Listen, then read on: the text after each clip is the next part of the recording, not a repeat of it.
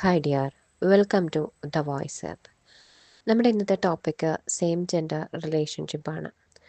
സാധാരണ നമ്മുടെ സമൂഹത്തിൽ ഓപ്പോസിറ്റ് ജെൻഡേഴ്സിലുള്ള വ്യക്തികൾ തമ്മിലാണ് സ്നേഹിക്കുന്നതും വിവാഹം കഴിക്കുന്നതും ഒരുമിച്ച് ജീവിക്കുന്നതും. അതിൽ നിന്നൊക്കെയും വ്യത്യസ്തമായിട്ട് ഒരേ ജെൻഡറിലുള്ള വ്യക്തികൾ തമ്മിൽ പരസ്പരം സ്നേഹത്തിലാവുകയാണ്. ഒരു സ്ത്രീ സ്ത്രീയെ സ്നേഹിക്കുന്നു, ഒരു പുരുഷൻ പുരുഷനെ സ്നേഹിക്കുന്നു. നമ്മുടെ ഒരു പൊതുസമൂഹത്തിൽ നിന്ന് ചിന്തിക്കുമ്പോൾ അതൊരു തെറ്റായിട്ട് നമുക്ക് തോന്നിയേക്കാം. പക്ഷേ മനസ്സിലാക്കേണ്ട ഒരു കാര്യം, ഒരു ഓപ്പോസിറ്റ് ജെൻഡറിലുള്ള വ്യക്തിയോട് ഒരു വ്യക്തിക്ക് തോന്നുന്ന അതേ സ്നേഹം തന്നെയാണ് ഇവർക്ക് പരസ്പരവും തോന്നുന്നത്. അതിനെ നമുക്ക് ജഡ്ജ് ചെയ്യാൻ സാധ്യമല്ല. അത് അവരങ്ങനെയാണ്, അവരെ മനഃപൂർവ്വം അങ്ങനെ ആക്കപ്പെട്ടിട്ടുള്ളതല്ല. അവരങ്ങനെയാണ്, അവർക്കങ്ങനെയാണ് അവരുടെ ഫീലിങ്സ് തോന്നുന്നത്. അതിനെ നമുക്ക് നിർബന്ധിച്ച് മാറ്റാൻ സാധിക്കുന്ന കാര്യമല്ല. അവർക്ക് പോലും സ്വയം അവരെ നിർബന്ധിച്ച് മാറ്റാൻ സാധിക്കുന്നതല്ല. അപ്പോൾ ദൈവം ഓരോരുത്തരെയും സൃഷ്ടിച്ചിരിക്കുന്നു. എന്നെയും നിങ്ങളെയും അവരെയൊക്കെയും സൃഷ്ടിച്ചിരിക്കുന്നു. അതിനൊരു കുറവായിട്ട് നമ്മൾ കാണുകയാണെങ്കിൽ നമ്മളിലും കുറവുകളില്ലേ? അവരിൽ ആ ഒരു കാര്യം പ്രത്യക്ഷത്തിൽ കാണുന്നു.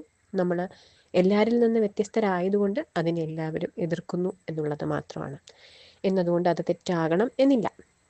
പിന്നെ എല്ലാ കമ്മ്യൂണിറ്റിയിലും ഇപ്പോൾ എല്ലാവരും സാധാരണം എന്ന് പറയുന്ന നമ്മുടെ ഓപ്പോസിറ്റ് ജെൻഡേഴ്സ് വിവാഹം കഴിക്കുന്ന ഈ ഒരു പൊതുസമൂഹത്തിലും എന്തെല്ലാം നീതികേടുകൾ സംഭവിക്കുന്നു.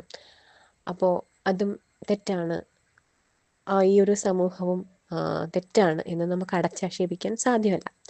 എല്ലായിടത്തും നെഗറ്റീവ്സും ഉണ്ട്, പോസിറ്റീവ്സും ഉണ്ട്. നെഗറ്റീവ്സാണ് ഏറ്റവും കൂടുതലുള്ളത് എന്നാണ്. എന്ന് വെച്ച് നമുക്കതിനെ എല്ലാം മോശമാണെന്ന് പറയാനും സാധ്യമല്ല. ഈ ഒരു വ്യക്തിയെ നിർബന്ധിച്ച് ഓപ്പോസിറ്റ് ജെൻഡറുമായിട്ടൊരു വിവാഹം കഴിപ്പിക്കുകയാണെങ്കിൽ അവിടെ ഇവർക്ക് ആ ഒരു റിലേഷൻഷിപ്പ് നല്ല രീതിയിൽ മുന്നോട്ട് കൊണ്ടുപോകാൻ സാധിക്കില്ല.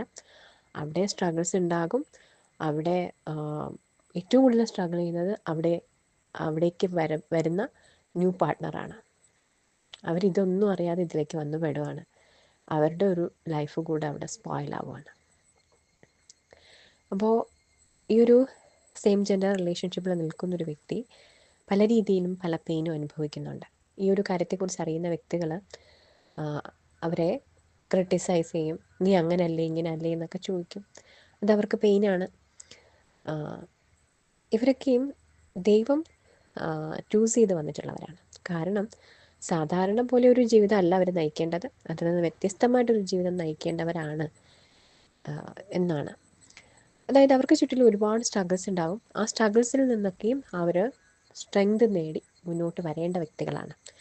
അവരവർക്ക് വേണ്ടി നിലകൊള്ളേണ്ടതായിട്ടുണ്ട്. അവരവരുടെ കമ്മ്യൂണിറ്റിക്ക് വേണ്ടിയിട്ട് കൊള്ളേണ്ടതായിട്ടുണ്ട്. ചിലപ്പോൾ അവർക്ക് ഈ ഒരു ലോകത്തിന് അവർക്ക് നൽകാനായിട്ടൊരു കോൺട്രിബ്യൂഷൻ ഉണ്ടായിരിക്കും. എപ്പോഴും സ്ട്രഗിൾസിലൂടെ കടന്നു വന്നിട്ടുള്ള വ്യക്തികളാണ് പിന്നീട് സമൂഹത്തിന് മുതൽക്കൂട്ടായിട്ട് മാറിയിട്ടുള്ളത്. സമൂഹം അവരെ തള്ളിപ്പറഞ്ഞിട്ടുണ്ടാകാം, പുച്ഛിച്ചിട്ടുണ്ടാകാം, ഒന്നിനും കൊള്ളാത്തത് എന്ന് വിലയിരുത്തിയിട്ടുണ്ടാകാം. ആ വ്യക്തികളൊക്കെയാണ് പിന്നീട് വളരെ ബോൾഡായിട്ട് മുന്നോട്ട് വരികയും ഈ സമൂഹത്തിന് വേണ്ടിയിട്ട് തന്നെ നന്മ ചെയ്യുകയും ചെയ്തിട്ടുള്ളത്. അത്തരത്തിൽ ബിൽഡായിട്ട് വരേണ്ട വ്യക്തികളാണ് എന്നാണ് ഞാൻ മനസ്സിലാക്കുന്നത്. അപ്പോൾ നിങ്ങളവരെ സപ്പോർട്ട് ചെയ്തില്ലെങ്കിലും സാരമില്ല, അവർക്കൊരു പെയിന് കൊടുക്കാതിരിക്കും, അവരെ ജഡ്ജ് ചെയ്യാതിരിക്കും. അവരെ ജഡ്ജ് ചെയ്യാൻ നമുക്കൊരു അവകാശമില്ല. ഈ ഒരു ഭൂമിയിലെ ഒരു ഗ്രഹമായ ഈ ഒരു ഭൂമിയിലെ ഇത്രയും ചരാചരങ്ങളിലെ വളരെ ചെറിയൊരു ഭാഗം മാത്രമാണ് നമ്മൾ. ഈ ഒരു പ്രപഞ്ചത്തിൻ്റെ വളരെ ചെറിയ ഭാഗമായ ഭൂമിയിലെ അതിലും ചെറിയൊരു മനുഷ്യൻ മാത്രമാണ് നമ്മൾ. അത് നമുക്ക് എങ്ങനെയാണ് മറ്റൊരു വ്യക്തിയെ, ദൈവത്തിൻ്റെ മറ്റൊരു സൃഷ്ടിയെ ജഡ്ജ് ചെയ്യാൻ സാധിക്കുന്നത്? അതൊരിക്കലും സാധ്യമല്ല. നമ്മളിലും കുറവുകളുണ്ട്. നമ്മൾ കുറവെന്ന് കാണുന്ന കാര്യം അവർക്ക് നാളെ സ്ട്രെങ്തായിട്ട് വരേണ്ട ഒരു കാര്യമാണ്. ആ ഒരു പെയിനിൽ കൂടെയൊക്കെയാണ് അവർ ഉയർന്നു വരേണ്ടതായിട്ടുള്ളത്. അപ്പോൾ അവരത് ഉയർന്നു വന്നോളും.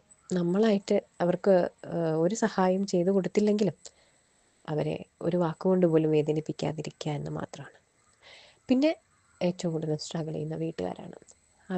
അവരുടെ സ്ട്രഗിൾ എന്ന് പറയുന്നത് പറഞ്ഞറിയിക്കാൻ പറ്റാത്തതിനും കൂടുതലാണ്. അവരത്രയും പ്രതീക്ഷയോടെ വളർത്തിക്കൊണ്ടുവന്ന കുഞ്ഞിന് ഇങ്ങനൊരു മാറ്റം ഉണ്ടെന്ന് മനസ്സിലാക്കുമ്പോൾ അവർക്കത് അക്സെപ്റ്റ് ചെയ്യാൻ ബുദ്ധിമുട്ടാണ്. ആ ഒരു പെയിനൊക്കെയും കോൺക്വർ ചെയ്ത് അവർ മുന്നോട്ടേക്ക് വരാനായിട്ട് അവർക്ക് ടൈമും സ്പേസും ഒക്കെ ആവശ്യമാണ്. അതിനിടയ്ക്കാണ് ഈ സമൂഹം പോയിട്ട് അവരെ കുറ്റപ്പെടുത്തും, അവരെ ഒറ്റപ്പെടുത്തും, അവർക്ക് പൊതു സമൂഹത്തിലേക്ക് ഇറങ്ങാൻ പറ്റാതെ വരും. അങ്ങനെ ചെയ്യാതിരിക്കുക. ഇത് ഇത് നിങ്ങളൊരു കുറവായിട്ട് കാണുന്നുണ്ടെങ്കിൽ നാളെ എവിടെ വേണോ ഇത് സംഭവിക്കാം. ഓക്കെ.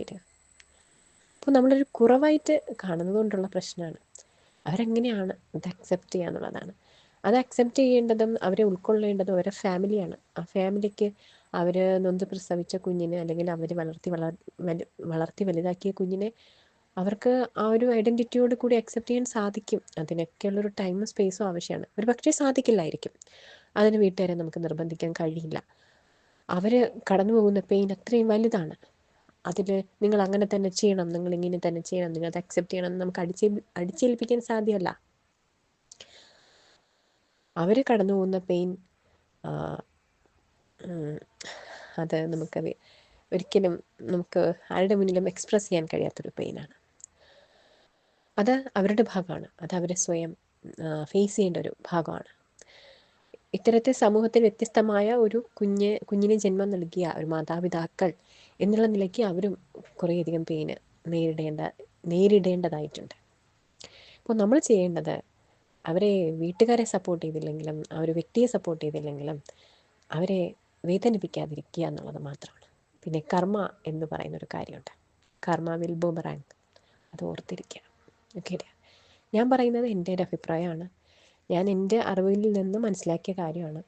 നിങ്ങൾ പറയുന്നതോ ചിന്തിക്കുന്നതോ എന്ത് തന്നെ ആയാലും അത് തെറ്റാണെന്നല്ല പറയുന്നത്. നിങ്ങൾ നിങ്ങളുടെ അറിവിൽ നിന്ന് പറയുന്നു, ഇതിനിങ്ങനൊരു വശം കൂടിയുണ്ട്, ഇങ്ങനെയും കൂടി മനസ്സിലാക്കേണ്ടതായിട്ടുണ്ട് എന്ന് മാത്രമാണ് ഞാൻ പറഞ്ഞിട്ടുള്ളത്. ബാക്കി നിങ്ങളുടെ ഭാഗമാണ്. നിങ്ങളെന്ത് ചിന്തിക്കുന്നു, നിങ്ങളെന്ത് പ്രവർത്തിക്കുന്നു എന്നുള്ളത് അത് നിങ്ങളുടെ ഇഷ്ടമാണ്.